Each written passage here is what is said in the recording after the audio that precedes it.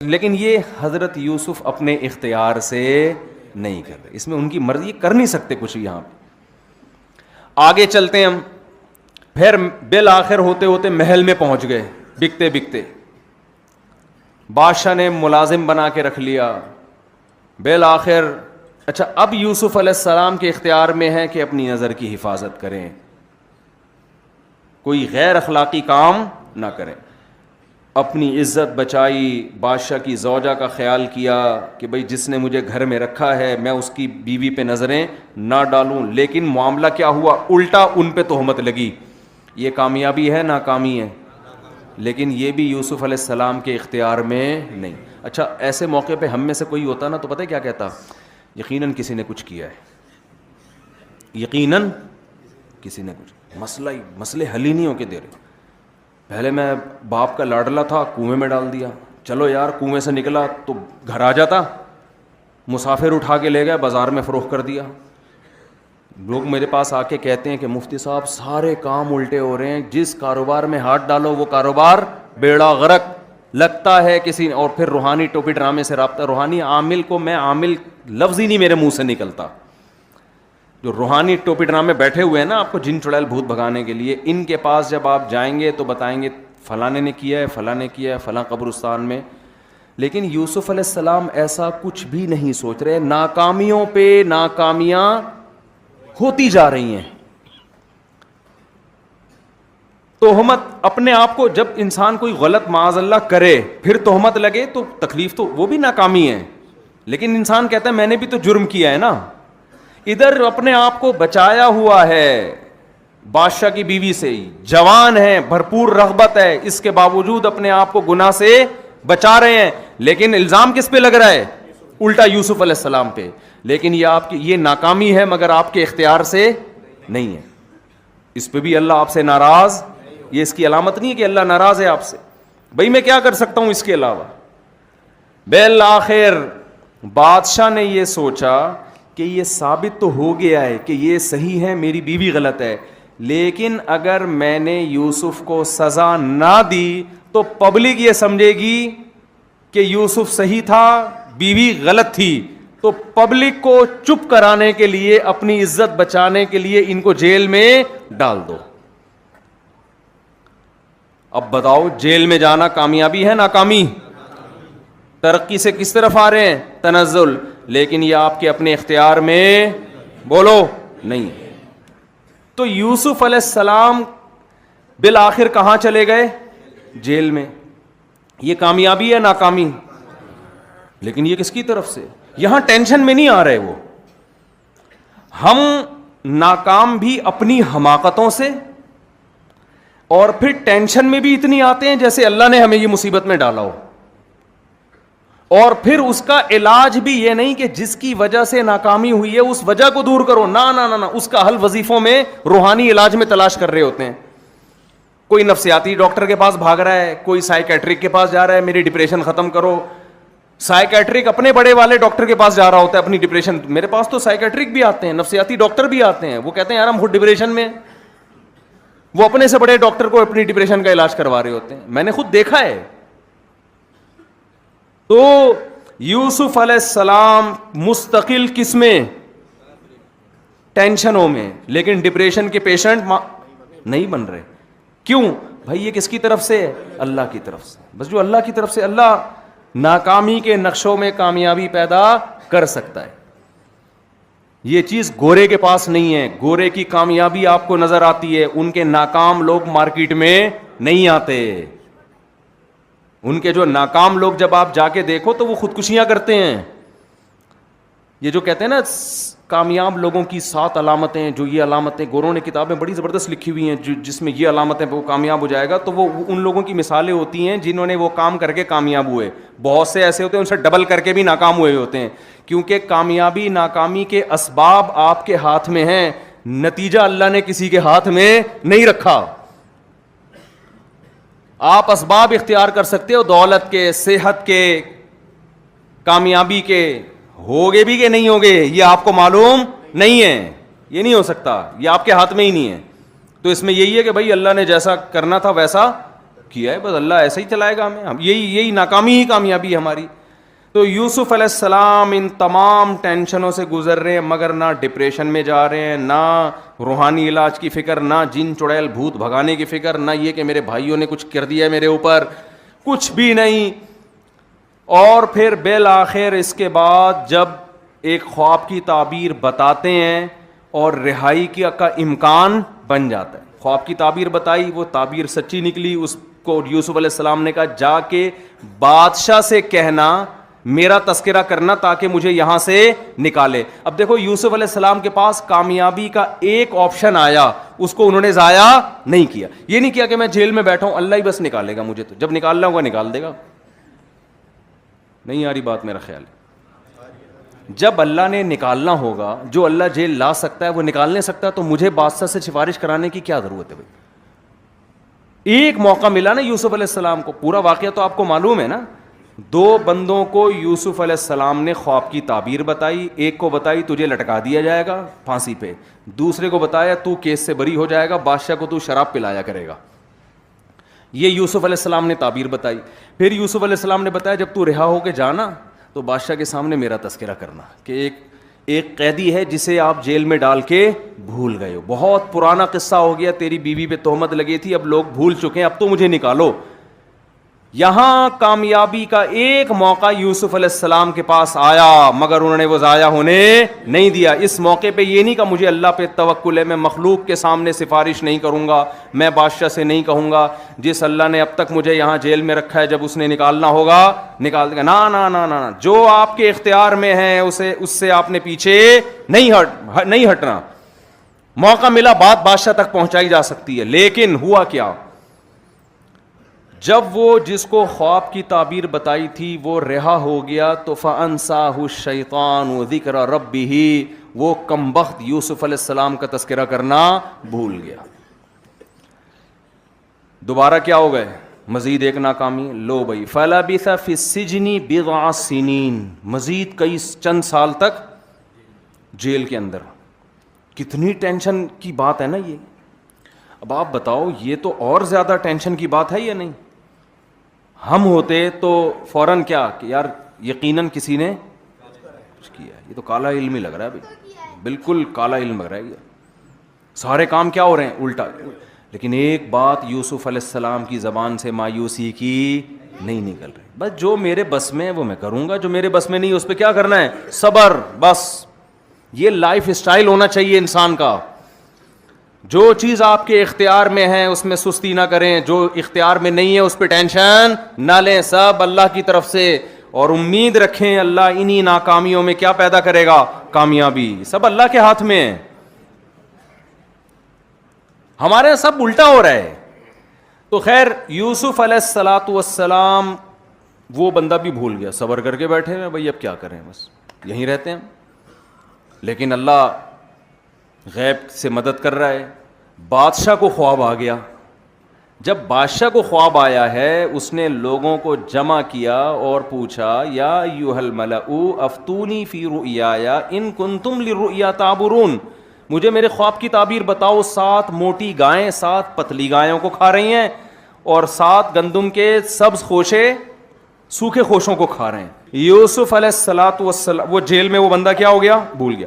بادشاہ کو آیا خواب, اس نے بلایا پبلک کو, اپنے درباریوں کو بلایا کہ بھائی مجھے یہ آیا 7 موٹی گائیں 7, وہ ان کی کھوپڑی, انہوں نے کہا پتہ نہیں کیا ہو رہا ہے بھائی, موٹی گائیں پتلی گائیں.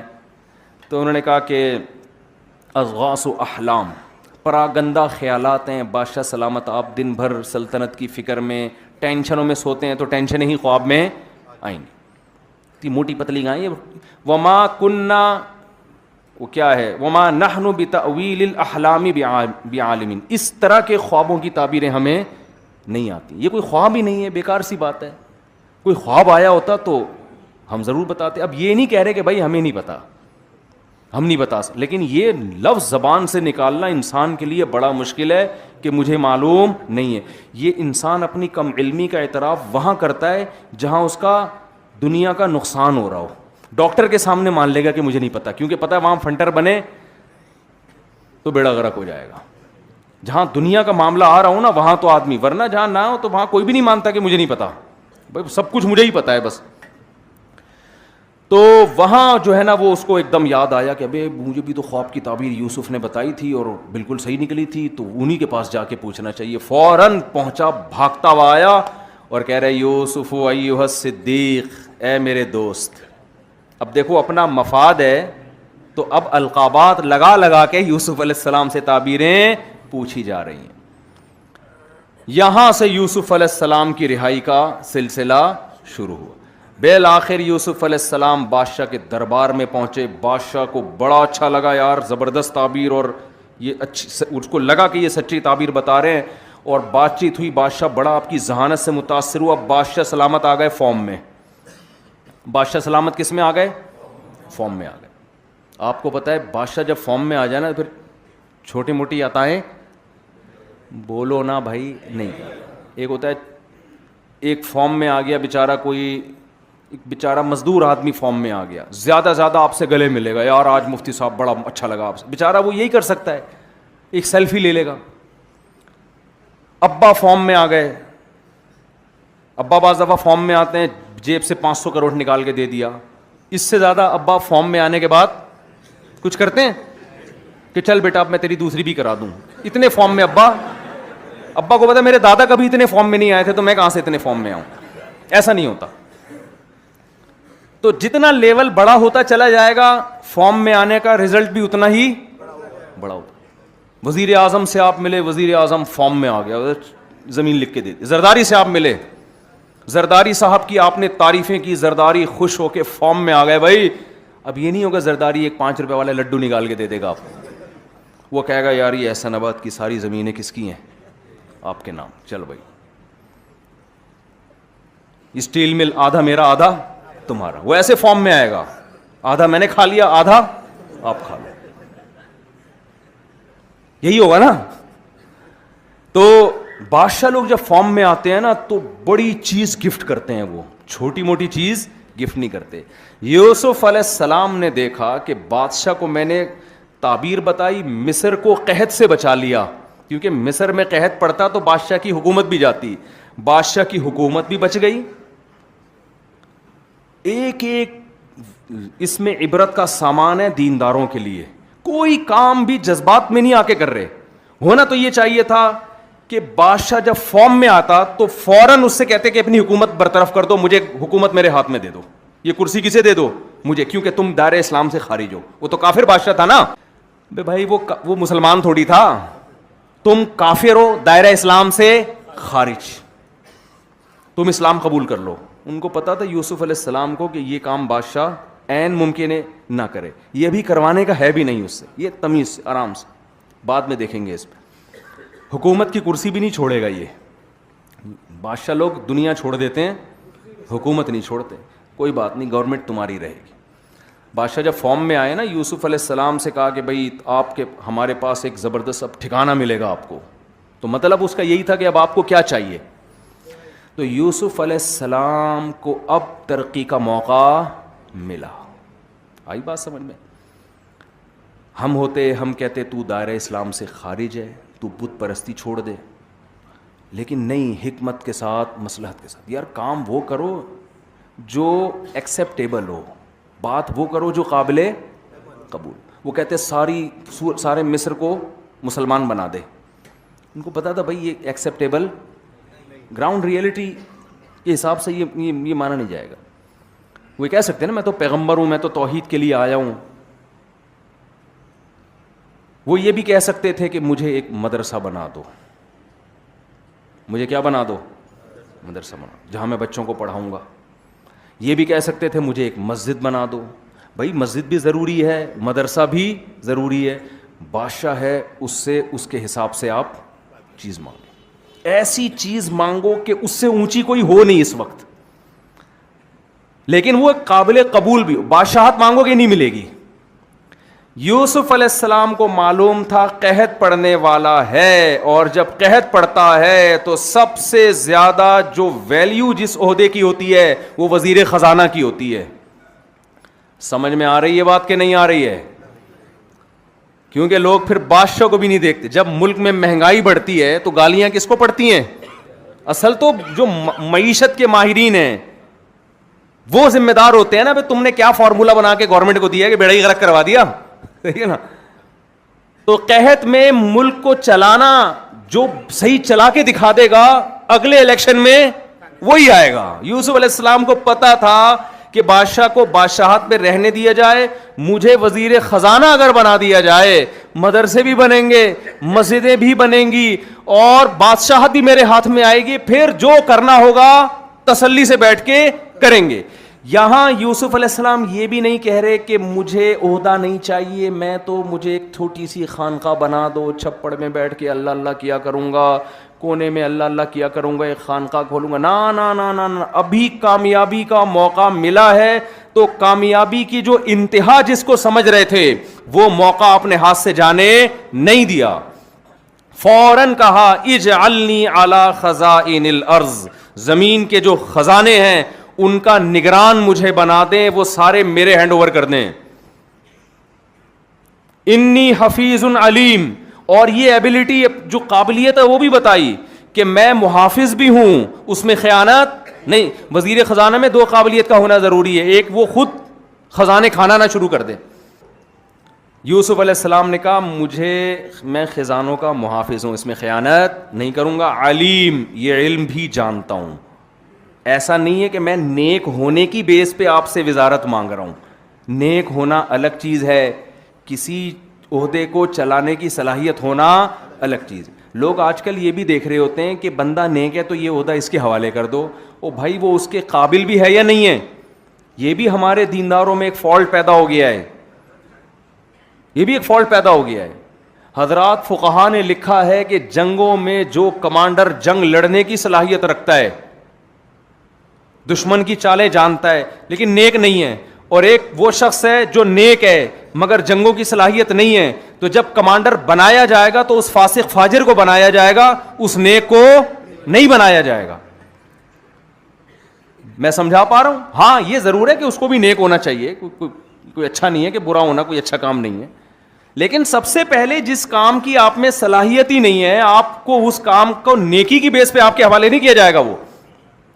تو یوسف علیہ السلام کہہ رہے ہیں علیم, میں یہ علم جانتا ہوں, خزانوں کو اسٹور کرنا, کتنا امپورٹ کرنا ہے, کتنا ایکسپورٹ کرنا ہے, قحط کے دنوں میں کتنا محفوظ کرنا ہے اور کتنا سیل آؤٹ کرنا ہے, یہ سب چیزیں میں جانتا ہوں. 7 سال قحط کے آئیں گے, اس سے مصر کی معیشت نیچے جانے کے بجائے اوپر چلی جائے گی. جیسے کورونا جب پھیلا نا, تجارتیں تباہ ہوئیں, تو جو ایک پلاننگ کے تحت چلے ہیں انہوں نے اس کورونا میں زیادہ پیسہ کما لیا ہے, زیادہ پیسہ کما لیے جو پلاننگ کے تحت چلے ہیں. تو یہ صلاحیت اللہ نے یوسف علیہ السلام کو دی تھی. تو اب یہاں یوسف علیہ السلام نے کامیابی کا موقع ہاتھ سے جانے نہیں دیا, اور بالآخر آپ وزیر خزانہ بنے, اور بادشاہ کے مرنے کے بعد بادشاہت کی کرسی پہ یوسف علیہ السلام بیٹھے. پورے خاندان کو بلا لیا, گاؤں سے شہر. یہ بھی تو ایک ترقی ہے نا, کیا خیال ہے بھائی؟ گاؤں سے کہاں بلا رہے ہیں, یہ بھی تو ایک ترقی ہے نا. اب یہ اگرچہ موضوع نہیں ہے میرا, لیکن جب ابا کی ملاقات ہوئی یوسف علیہ السلام سے, تو ٹینشن والی ایک چیز بیان نہیں کر رہے ہیں, خوشیوں والی ساری چیزیں کارگزاری میں پیش کر رہے ہیں. میں اکثر لوگوں سے کہتا ہوں, ہم اگر اس موقع پر ہوتے ہیں نا, اور کنویں سے نکل کے اور بازاروں میں بک کے اور تہمتیں لگ کے اور جیل میں جا کے اور پھر دوبارہ جیل میں مزید اس کے بھولنے کی وجہ سے رہ کے, بالآخر جب وزیر خزانہ بنتے اور پھر ابا کی ملاقات ہوتی, تو ابا سے کیا کہتے ہیں؟ ابا بس, تو پھوٹ پھوٹ کے رونے لگتے ابا سے ملتے ہی نا. جیسے ہی ابا آتے ایک دم گلے مل کے, جذبات پہ قابو نہیں پا سکتے. ابا بس بہت برا ہوا میرے ساتھ, ابا بہت برا. یہ بھائی ہیں جن کم وقتوں نے مجھے کنویں میں ڈالا تھا, سب سے پہلے ان کی چترول لگاؤ, اور پھر کنویں سے چلو نکل کے کہیں اچھی جگہ جاتا, بکاؤں غلاموں کی طرح, پھر تہمتیں لگی ہیں, پھر جیلوں میں گیا ہوں, اتنے سال جیل میں گزارے, خوابوں کی تعبیر بتا رہا ہوں, پھر بھی فائدہ نہیں ہوا. اب جا کے تھوڑا سکون کا سانس لیا. ابا یہ یقیناً مجھے لگتا ہے کہ جو ستیلی والدہ ہیں نا میری, یہ مجھے لگتا ہے ان کا کیس ہے. میں نے معلومات کروائی ہیں, استخارہ نکلوایا, ابھی رزلٹ ایک اور بزرگ سے میں نکلوایا میں نے. نا نا نا نا نا, جیسے ہی بھائیوں نے سجدہ کیا نا جب یوسف علیہ السلام کے سامنے, جب تخت پہ یوسف بیٹھے ہوئے ہیں, بھائیوں نے سجدہ کیا, فوراً ابا سے کہا ھذا تأویل رؤیایا من قبل قد جعلها ربی حقا. اب نعمتیں بیان کرنا شروع. اے میرے ابو جو بچپن میں مجھے خواب آیا تھا آج میرے اللہ نے وہ خواب پورا کر دکھایا. دیکھو یہ مجھے سجدہ کر رہے ہیں, اس زمانے میں جائز تھا سجدہ. وقد احسن بی اذ اخرجنی من السجن, مجھ پر میرے رب نے اور بھی احسان کیے ہیں, مجھے جیل سے نکالا ہے. من بعد ان نزغ الشیطان بینی و بین اخوتی, شیطان نے میرے بھائیوں کے دل میں حسد ڈال کے مجھے کنویں میں پھینکوا دیا تھا, لیکن شیطان کے اس گندے عمل کے باوجود اللہ نے مجھے کامیابی دی. وہ بلی کس پہ ڈال رہے ہیں؟ شیطان پہ, کیونکہ بھائیوں کو معاف کر چکے ہیں. تو معاف کرنے کے بعد عزت دار آدمی دوبارہ تانے نہیں دیتا, تو بھائیوں پہ نہیں ڈال رہے کہ نہیں یہ کمبخت شیطان نے یہ سارا مسئلہ کس کا پیدا کرتا ہے؟ شیطان کا پیدا کرتا ہے.